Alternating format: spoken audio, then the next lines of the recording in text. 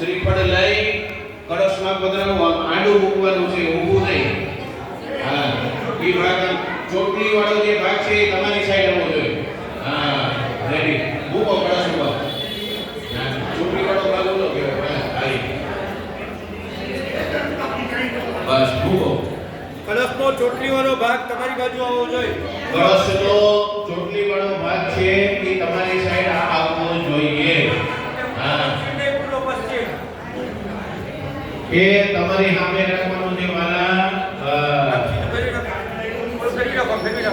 જો શ્રીફળ છોઈલાઈ છે ને તો કે દર શનિવારે ગાડે દિવસે તો ખબર પડશે ચોટલી ક્યાં આવે.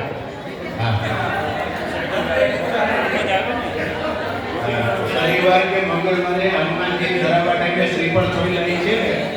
પણ આપણે એવું છે પહેલાથી માણસની પ્રકૃતિ હોય એટલે ઉઠતા ઉપાડા લઈએ નહીં, મહેનત કરો કામ લઈએ નહીં.